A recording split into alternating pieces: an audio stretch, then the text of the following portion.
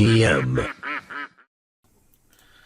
Welcome to a new kind of video, and we're going to try something new and exciting.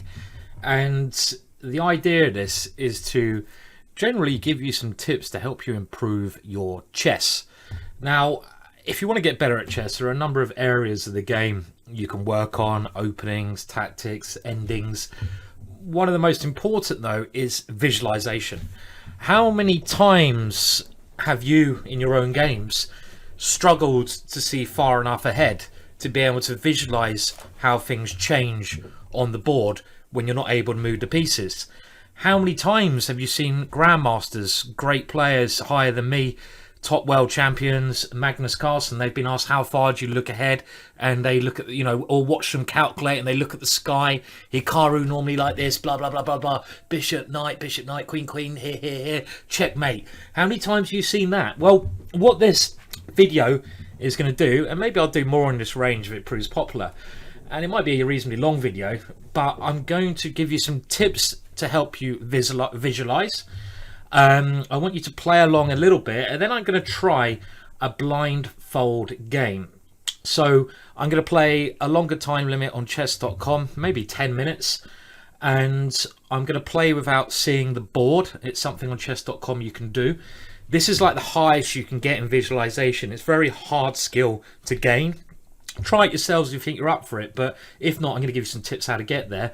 And then I'm going to superimpose the board in an editing piece of software afterwards, so make sure I won't be seeing the board while I'm doing it. I'll do this properly. So first of all, visualization. The first thing I'd say you should do is practice puzzles. I've just got an example here. One thing I used to do with pupils, which proved very popular, and I think it was extremely effective, actually was an idea I saw. I think it was on Searching for Bobby Fischer, and I used to give my pupils puzzles. For example, the next position here, let's look at it from the black side because it's a puzzle from the black side. Fairly simple problem. I would set the board up in front of them, and this is something you can do with a book if you can't be bothered to set the board up. This is a tactic books that I've made. Have a look at a puzzle and give yourself a time limit.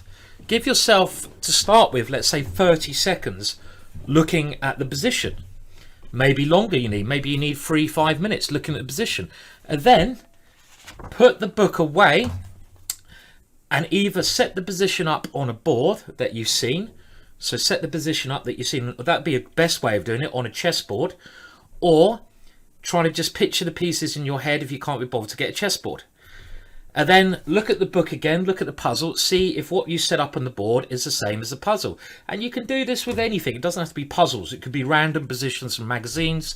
And the better you get at it, you can look at a position 5 seconds looking at it, and you should be able to set it up on a board. That will take a long time to get that standard, but this is a very basic way to improve your visualization. Try it. It's a great way of doing it. It's a great way to improve how you see the pieces. Another thing you can do to improve on that, and this is something I do with the pupils, I set up a puzzle position like this. I'd let them look at it, and again I'd make it quicker and quicker, and then so I'm going to do this now with you. Look at the position here, look at the position here, look at the position here. Okay, and now I'm going to knock all the pieces off the board. So you can't see the position anymore. Can you remember where the pieces are? Can you remember? So there's a white pawn, A2, B2, C2, H2, King A1, Rook H1, Knight C7, Queen B7, Black, Pawn H7, F5, E3, blah, blah, blah.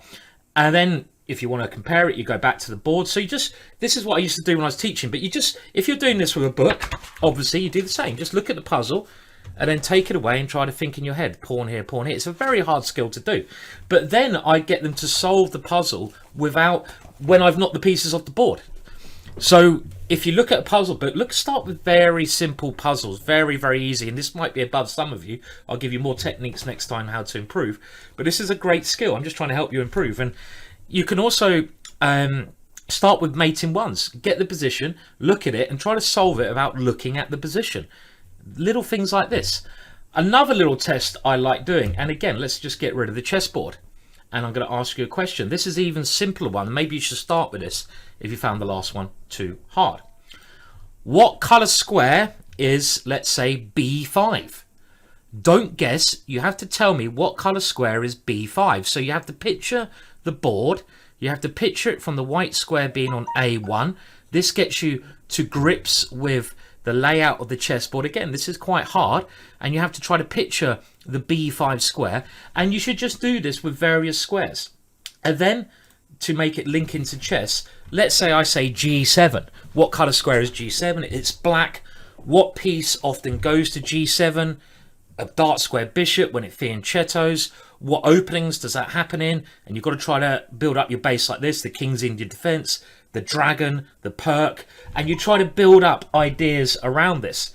So this is the kind of little tips I can tell you to help your visualization, and maybe I'll give you some exercise if you like this. But these are hard to do. I mean, you might find them a bit boring, but they're challenging. But if you're really serious about getting it better at chess, this is something you can try and do. Okay, right, so I'm going to play a blindfold game, and first of all, let's just give you another test of another puzzle. So I've got another one set up. Okay, so let me just get it, make sure you can't see it. So again, little tips to help you out here. And the next one, let's see. So I'm going to give you 10 seconds looking at the board. If you need longer, then take longer, pause the video. 1, 2, 3, 4, 5. This is quite a quick amount of time, so pause if you need longer. 6, 7, 8, 9, 10. Now, I'm going to try to remember, I'm not looking at the board where the white pawns are. A2, B2, C4, F6, G2, H2. White pieces, bishop H6. And where was the queen? It was somewhere like D2. No, the E3. Queen on E3. Rook on A1, rook on F1, a king on G1. And then you do the same with the black pieces. See if you can get it right. Obviously, I can do this because I've had many years some Grandmaster training. This is the hardest to do. And then take the board away again and try to solve the position. It's white to play and win. Yes, you can't see the board. That's the whole point. If you're struggling, do it in steps. Go back and work your way through it. And I'm not going to tell you the answer. The answer you should better work out. I'll give you a clue. You want to get the queen to G7.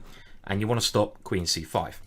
Should be a quite easy one. So okay, I've just shown you some little things you can do at home on your own to hopefully improve your chess, and that's what it's all about. I might even do some kind of course on just visualization. I think it'd be very, very useful. But this is a really important skill to learn. If you're really serious about getting better, then give it a go.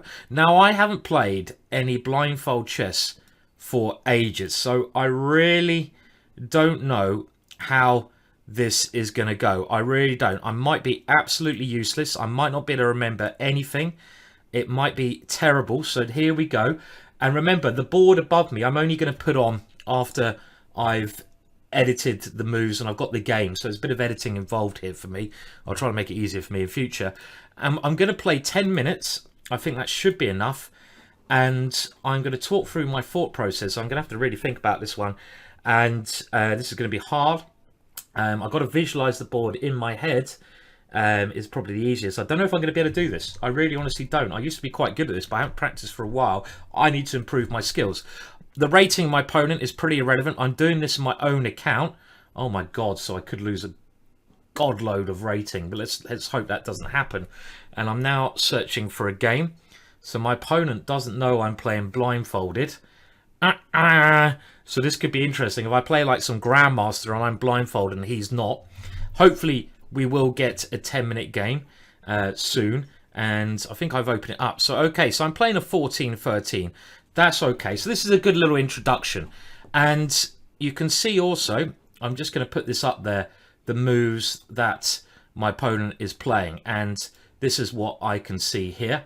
Obviously, this is where the board will go later on.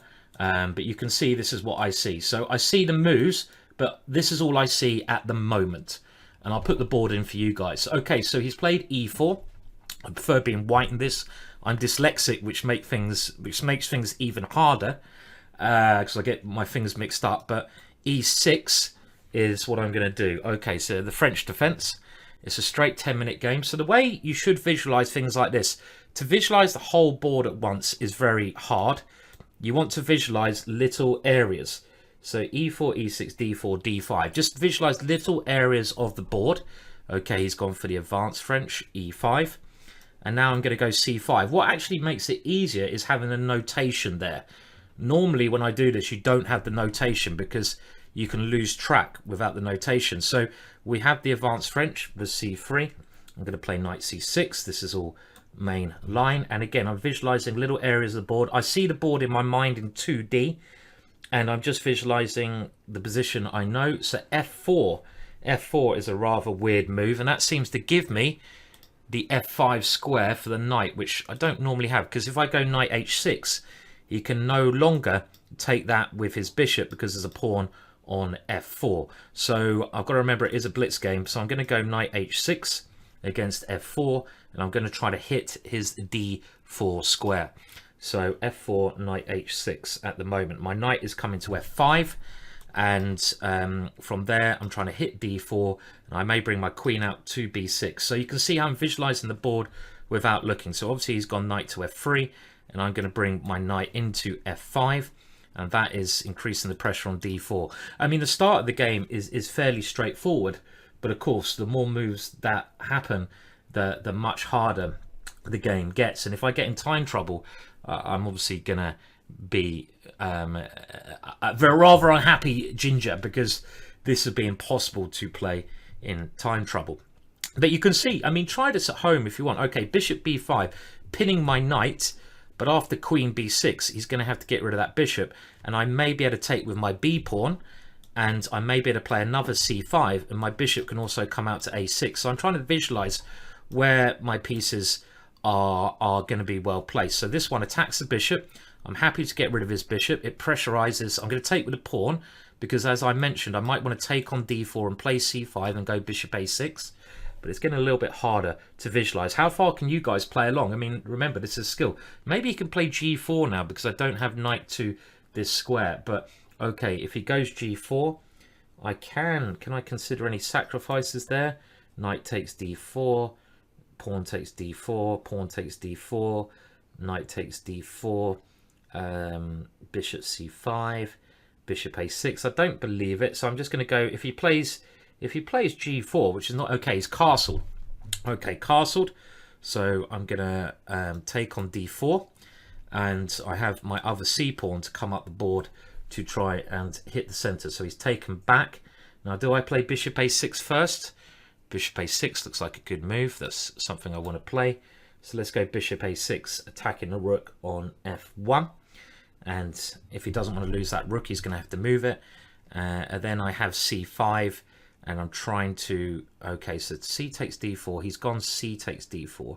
So I want to play c5 in that position because I really want to get my bishop to c5 and open up these diagonals towards my opponent's king. So this is what I'm trying to do. Bishop a6. He moves his rook. And again, I know I'm playing a lower rated player, but I need some practice at this myself. And I wanted to get a quick game. I didn't want to wait around. If I play a higher rated player, it'd be a lot harder to gain a game. So that's why I decided to just play anyone as a little tester. Rook f2. Okay, so now we play c5 with the idea, well, he can't take on c5 now because my bishop will come out and he's walking into a horrible pin. Probably what he should play around now is g4 to try to get rid. He needs to get rid of my knight on f5 if I'm looking at the position right. Because, okay, so yes, he's got rid of my knight on c6. I am threatening to... Okay, so if he goes g4, I just go knight takes d4, don't I? See, I'm missing this. It's getting a bit harder now, especially as I'm talking about the moves. So g4, I can go knight takes d4. I mean, obviously, when you're trying to discuss the moves, commentate, watch Blindfold, talk about the ideas, it becomes tricky. So g4 he has played. So I'm going to play knight takes d4, of course, and my position looks very good. I want to get my bishop to c5. Knight takes d4. So have I analysed this right? You know, I'm always wondering about blundering. C takes d4, get my bishop to c5 and try to play d3 is the kind of ideas that I'm thinking of. So he's gone rook d2. Now d3 is check here. I also have bishop b4. rook takes d4, bishop c5 winning exchange. But I like d3 check because it does open up his king, and I might be able to play Harry 5 to try to open up some lines. I've got bishop c5 coming, which is attacking his rook. Has he got a knight on b1 still? He's got a knight on b1 and a bishop on c1. So you just got to constantly remember where his piece is. Gone king g2. Okay, so I've got to remember there's king g2. So I've got a pawn on d5. The pawn on d5 could come up to open the long diagonal as well. But first of all, I'm going to play h5 because h5 is trying to bring my rook into the game on h8. If he pushes on, I might go d4 because I want to get my bishop to b7. If I can get my bishop, okay, so he has pushed on. So I think here I'm going to play d4 because I want to clear up this diagonal and I want to get my bishop to this square and my queen to this square. Is that a good idea? And also I stop his knight on b1 developing to c3 because okay, so he's taken that one off the board. That's kind of like a normal move to play. Now I can take that one, and of course I'll get a very good position. Is there anything stronger? Bishop check on he's gone king g2. Bishop check, king moves and go for mate. Well, I don't know. I think I should probably just take the material. So bishop takes d3, and then I have to consider his pieces are very horribly placed, aren't they? Over on the queen side, queen takes d3, and now, well, it seems natural to play rook c8. I'm just worrying that I'm going to blunder because obviously this is where it gets hard. So what's he played there? Knight d2, and I need to. Okay, so he's coming to c4 or e4. Let's play h4. So I have an h3 check against his king, and I can try to get my queen to g2 in that position. So he's gone knight to e4. Okay, so I'm going to go h3. That's a check. It just opens his king up. He wants to go bishop d2 and get his development in. King g3. King g3. Okay, so I've got my dark square bishop, not my best piece. Got my rook on c8. King g3. And now, so I'm very rusty at this. Very, very rusty. I'm going to just, well, maybe I shouldn't have taken as I did in the position. King g3. Let's go bishop e7 because I might want to try moving my f pawn at the right time. But you can see this is so much harder, especially around now. You really got to concentrate. When the blindfold king plays so many games, I'm so impressed. Rook b1. So he wants to. Well, how's my time like? He wants to move his bishop to d2. At the moment, this is not possible. Now, could I? No, I couldn't have gone rook takes c8. Now, he's got a nice blockade on the position. This is annoying. Can I go something crazy like f5 and rook g8? No. So he's got quite a weird position to break down here. Queen c6. Don't really want to swap queens, do I? Queen c6. Okay. So I'm struggling to find a plan now. This is where things go wrong. Okay, let's go queen c6 here and just try to get the queens off. But this is going to be a long game, so it's going to get harder and harder as it goes on. And you can see my time is quite low. So bishop d2. Okay, so I want to swap queens. So queen c4. And again, I'm very aware of any blunders that is possible. I will pre-move rook takes c4. I hope I bloody got a rook on c8. Otherwise, I'm going to be most embarrassed here. So queen c4. And if he takes it, rook takes. And of course, it's a nice position for me. But I wanted to win this game quickly to avoid getting into a long bloody 100-move endgame where I've got to keep my concentration levels up whilst my time ticks down. So I don't see any other way for him to play except for take that one off. So I probably want to put my king on d7 and bring my other rook into the game. Now my h-pawn is looking a little bit silly because my h-pawn might be lost. So rook d1. Okay. Rook d1. Let's go rook c2. Rook c2. Hitting b2 as we go. So attacking b2 in this position. And his knight is very strong, so I don't know. I mean, I'd be interested. I'll be very interested to see this on a board afterwards This is going to be fascinating to see this on a board, because you know you see so much more when you can see it. But as you can tell, this is a great way. It's a great way to try and improve. Knight f2. All right. Well, can I take on b2? Okay, I'll take on b2, and I'm going to take his pawns. a4. Okay, I need to play quicker. Rook a2. Try to win that pawn. a5. I can't win that pawn, but I can go b6, and oh no, I haven't got a pawn there. Jesus, see, this is getting hard now. a5. Okay, let's go castles. I'll have to give up my h pawn. I forgot my b6 pawn has come knight takes h3, and now this rook needs to come in the game. So I want to get it to, oh no, don't pre-move. Rook c8, trying to come to c2, and I'm just about got the position as we have it. Now I could, you know, if I lose this, how many rate points am I going to lose? King g4. Okay, in we come. Rook c2. Still got it, just about. And I've got rook on a2, rook on c2, bishop on e7, knight on h3. He's got rook on d1 here. I've got pawn on d4, and the pawn formation, pawn here. He's got e5, f4 here. Okay, so bishop e1, and now he's going to take this pawn. I don't want to lose that pawn, so let's go bishop c5 and guard that pawn. I think bishop e1. God, this is so much harder than I remember it to be. So much harder than I remember it to be, with 3 minutes as well. And I clearly need to get myself some practice in, and I might have to quieten down the talk soon just to keep it together here. Bishop g, oh, bummer. Bishop g3. Right, let's try to get my d pawn going. Rook d2, bishop g3. Trying to keep everything solid. So I need to play like this. And then is my back rank safe? Rook b1. Oh God, I'm really losing this. Pawn on a5, king. Or okay, d3. I've got a king coming to h7. Yeah, I'm hoping this is okay. King to h7. If he goes g6 check, I take with a king. Rook b7. Where's my pawn here? So if I get this out of the way, I can try to get another. Oh no, can I do that? Rook.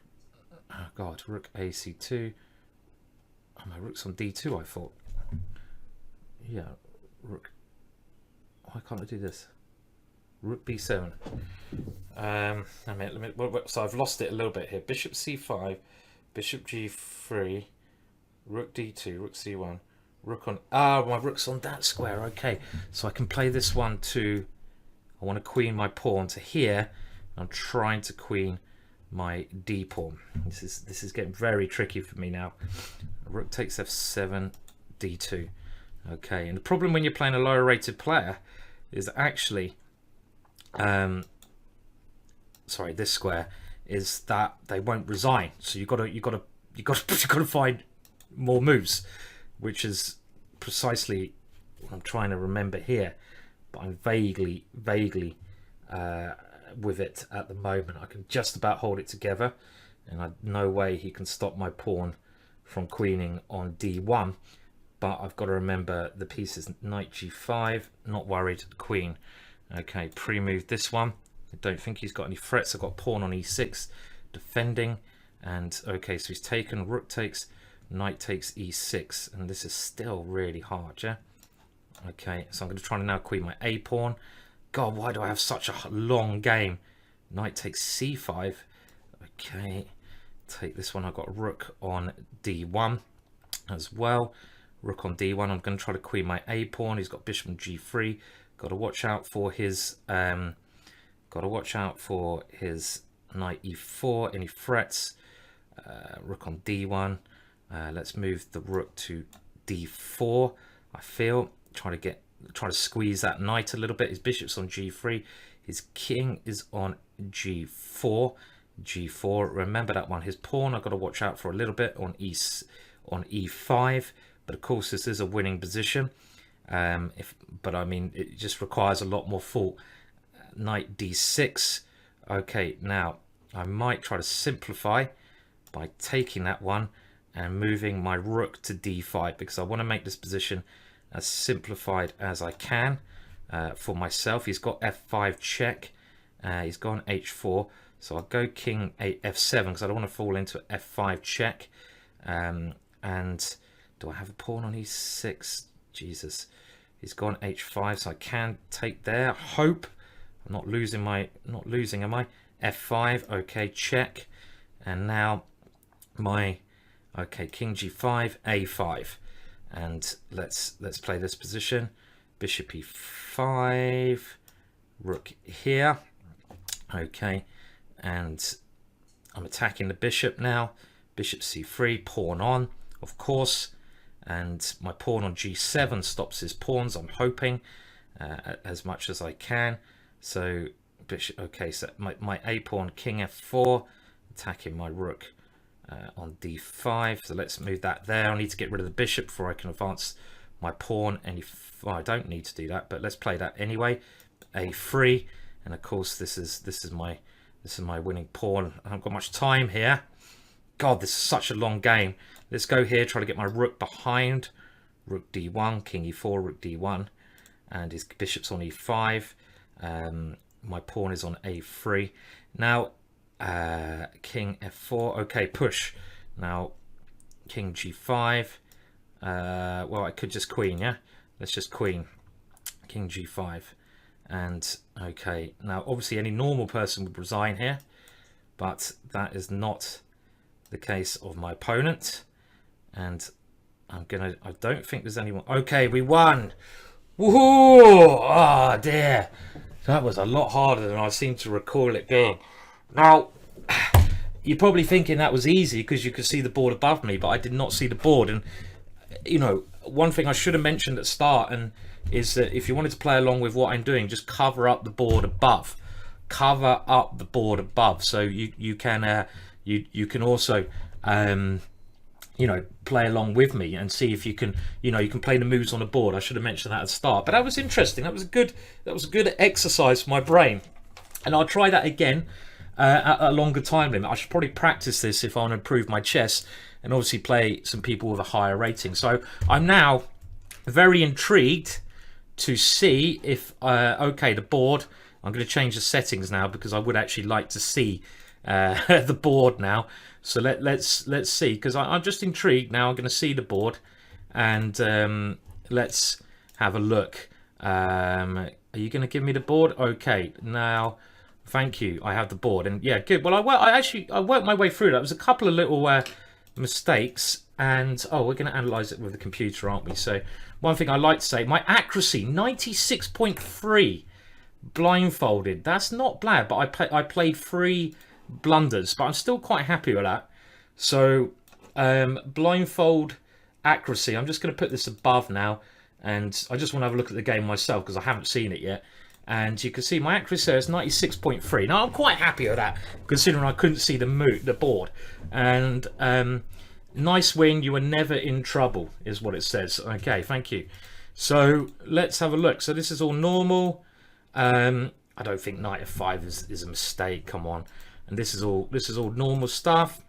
I thought I could have played a bit better later on, but this is all good. Rook here, d2, king here, h5. Okay, pawn here. Rook c8 was better. Okay, rook c8 was better. I can see that now because I stop him going rook takes d3 because I have bishop takes d3, queen takes d3, and then rook takes c1. So that would have stopped him sacrificing the exchange. When he sacrifices the exchange, he has some chances here. And he played it, I think he played it quite well. My h-pawn push was tempting, but it didn't work particularly great. And now I had to go into this ending where I'm clearly always winning. But always winning when you can't see the board and I've got to play 60 moves or something was not what I wanted. So all in all, quite an interesting first experiment there. Do let me know your feedback on this. Tell me how I can change it.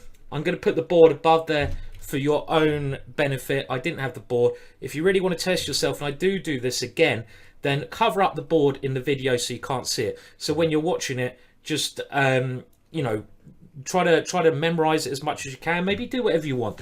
But my viewing was different to yours. Give me your feedback. It's nice to try something new, even if this video is a flop. let's try saying you now and again. So cheers, thank you very much. Please like and subscribe to the channel. Ben Feingold match is coming up in not this Friday, but the Friday after, 26th of April. So I hope to see some of you there on the 26th of April with the Feingold match. Cheers, and I've got a headache now, unsurprisingly, and I will be back with more videos very soon, streaming tomorrow. It's on my Facebook page, link below if you want to know when. Cheers, goodbye.